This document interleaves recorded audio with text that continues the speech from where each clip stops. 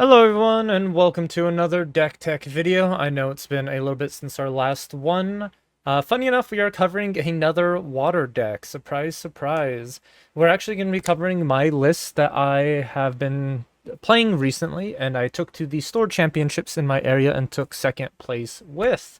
This list is none other than my control water Tristan, or as I like to refer to it now, as the Ice Heist.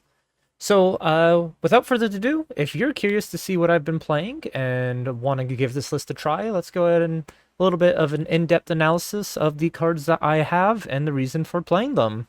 Starting off with the material deck, we have Spirit of Water, Tristan Underhand, going into Hired Blade, and then we run both level 3 Tristans here, Shadow Dancer and Shadow Reaver, and there'll be a reason for that. The main reason is, against water decks, you are more than happy to go into Shadow Reaver as you have the time to, and its additional scepter damage that you can get through. Now, against other certain matchups, you never want to touch Shadow Reaver, and I fixed that issue in the next iteration of this deck, but for now, it is mostly there for that extra scepter damage and against the water mirror matches.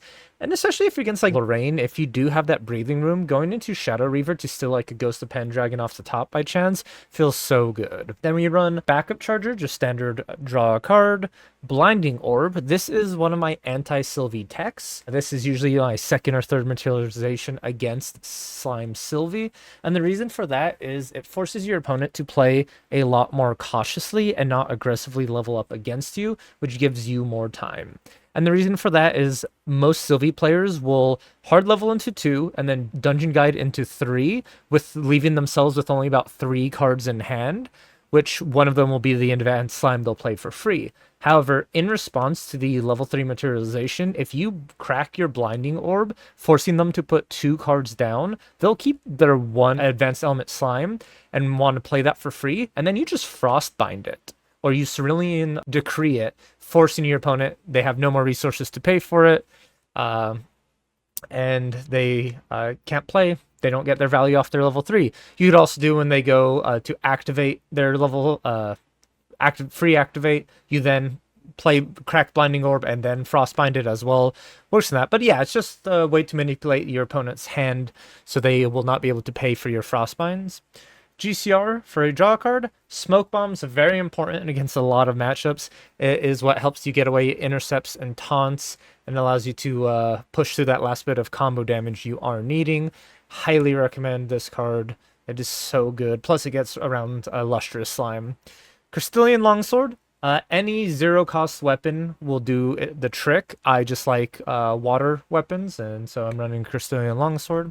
Then we have our Scepter of Lumina, one of our main damage sources, and a great end game for draw cards, along with our Shadow's Claw, which is going to be part of our end game combo. Jumping into the main board, we have 4 dungeon guides, because we do like to do a little bit of leveling up in this deck.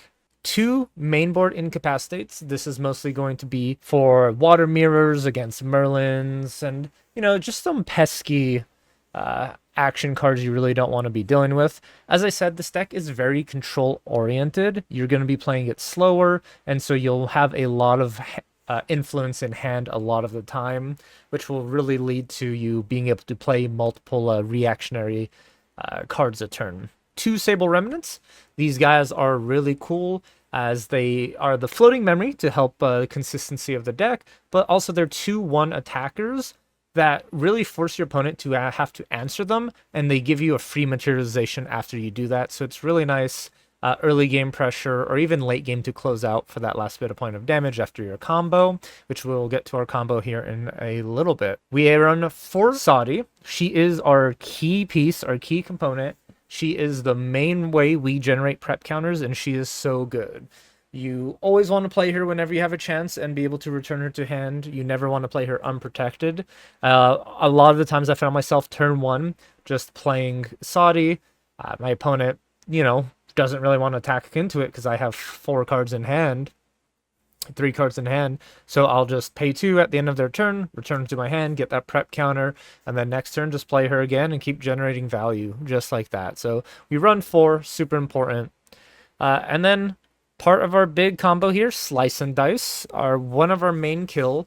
We do run 3. After the Store Championships, I'm really considering going to 4, as I felt like there's a lot of times I really wish I saw a Slice and Dice when I had it. A 1 of Turbocharge, just for that high roll if we do draw it.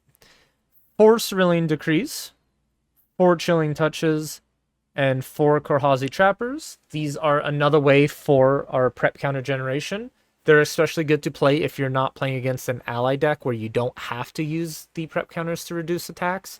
They are just a body that threatens the ability to do it, but you still get that prep counter towards your Slice and Dice turn. 2 Drown Cuts for the help of early removal and attacking, along with late game it is floating memory for you, which is very nice for your Frostsworn Paladins.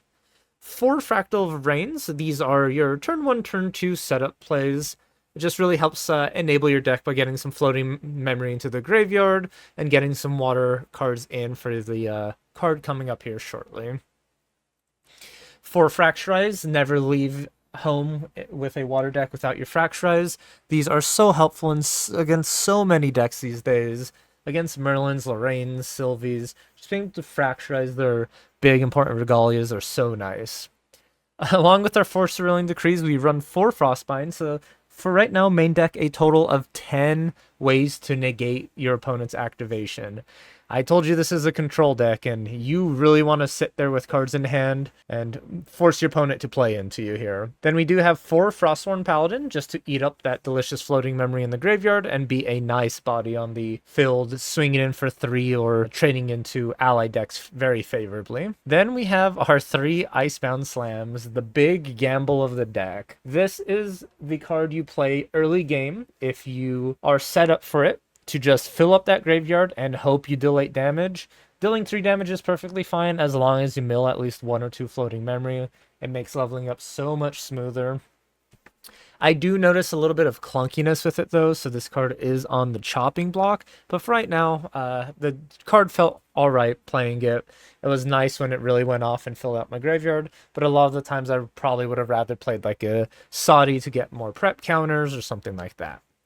We then run 4 Intrepid Highwaymen. These are really, really good with their special ability of when they retaliate, they get +3 attack. Really prevents allies trading into them favorably, along with, like, if a Lorraine tries to clear it, you get 4 free damage on your opponent. So it's so nice to force your opponents into that kind of situation here. We then run 4 Lost in Thoughts, sort of. Consider these cards that just cycle through your deck. They're like 4 draw card slots, and I used it a lot if I needed just a free floating memory for a Frostsworn Paladin or to get a level up. And then closing out the main deck, we have 4 Refracting Missiles. It pairs really well with the Fractals of Rain, along with their just floating memory, and you really want a lot of floating memory. I do believe I run like 26 floating memory in this deck. Feels like such a good number. There is 61 cards in this deck. Important to note, because I am so indecisive I couldn't think of one card to cut, so I ended up running 61 for a consistent so you know, get rid of consistency. I don't know, I don't like that. So I ended up running 61 cards in the deck. You know, 60 is the magic number, but I really felt like all these cards are important enough that I couldn't cut a single one. Now we're going to hop into sideboard, and this is going to change a lot for my next store championship I'm going to, but the one that I ran for this current one is I gave a lot of respect to erupting, so I put in a nullifying lantern. However, this deck does really well into erupting, or I wouldn't say really well, it does good enough into erupting that I don't think I need lantern in here. So it felt like a dead card a lot of the times in every other matchup. I then run 2 more Incapacitates, just because if you really need to, you go ahead and run 4 main deck and game 2 against like Merlins or against Water Mirrors, things like that. We then run 2 Reprograms, 2 Freezing Hails, 3 Snow Fairies, and 3 Songs of Frost. Songs of Frost are really good against your Nico decks, your Tristan decks, and sometimes certain Lorraine decks, like Fire Lorraine. Now, when it comes to sideboarding and my thought process behind it, Nullifying Lantern was literally just there for erupting lists. Incapacitates are against Merlins, so you get rid of their fireballs. You really want to use them against Luxem Xanders if you do come across any. And then against the water mirrors, I would take out Icebound Slams. Technically, anytime I sideboarded, I would take out Icebound Slams after game one, just because I felt like, it was cool if I could get it off game one, but now people are sort of expecting it, and I don't want to invest my whole turn into that. So a lot of times, Icebound Slams came out and Incapacitates came in. Reprograms as well. This is a card that I have particularly for Wind Robots, but I feel Freezing Hail just does what I want to do instead, and the Floating Memory is just like, whatever. I really don't want to add more normal cards to this deck if I am running Icebound Slam. So I'm going to be cutting 2 reprograms out of the sideboard and adding a 3rd Freezing Hail. As said, Freezing Hail, just a very nice deal 2 damage to a unit. I use this to lock down Diana's a lot of the time, and to lock down Lorraine's and Nico's. So very good direct damage, helps push that little bit of through. Snow Fairies. This was a card I was very pleasantly surprised about in my sideboard. I caught myself bringing this in a lot against decks. Against Sylvie's, against Crux decks, against Ally decks. So very helpful in this matchup. I may consider going to a 4th one, but it is all up to consideration here. Now, when it comes to matchups, I went 2-0'd all my opponents until the final round where I lost to Slimes. But this deck has such a good matchup spread, and a lot of people don't expect what this deck's potential has, that they really can't prepare for it. I feel very confident into ally matches, into Crux matches. I feel not very favored, but favored enough against Merlins, against Water and Soul, against Wind Crux. Nico matchup felt very good, and against, ally decks, it felt like a little bit more even than it should be, but if you play right, you'll be able to take the win, because once again, your opponent's just not expecting what you have and what you're running. The general playstyle of this deck, as I said, is just going to be a lot of turn you're playing control. You're only going to be playing like one thing a turn, like playing your Sadie, passing turn, or, maybe playing a Frostborn Paladin, banishing Floating Memory, drawing a card, passing turn. A lot of your interaction is going to be at fast speed on your opponent's turn, whether it be like Refracted Missiles, Lost in Thoughts, Frostbinds, anything like that to help set you up.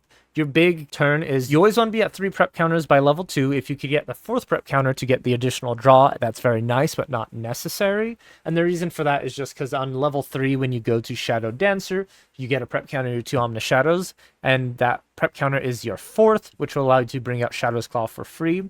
And then you could prep a Slice and Dice for 3 prep counters, and your burst turn is 16 damage. So 4 from the initial swing with Slice and Dice, then 7, which is 11 damage in total from Slice and Dice, and then 15 damage burst, which is really nice. Pairing that with the Scepter, usually you get about 4 or 8 damage from the Scepter, so already that's 23 damage, enough to pretty much finish off any opponent, as Saudi has hit them at least once or twice usually. But yeah, and this deck is really good in the aspect of your turns you're going all out, or like you're bursting your opponent, aren't very like readable. It's really hard for people to tell when you're doing that.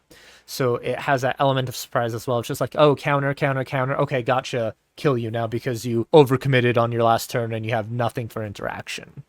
But I hope you guys do enjoy this deck. I'm going to be playing this all throughout till A and B comes out, taking it to store championships and other events, and I'll continue editing it. And hopefully, if I do well, I'll go ahead and show the new edited version. But feel free to try out this deck. If you have any questions, comment down below. I'll be happy to answer them, and we'll catch you around next time.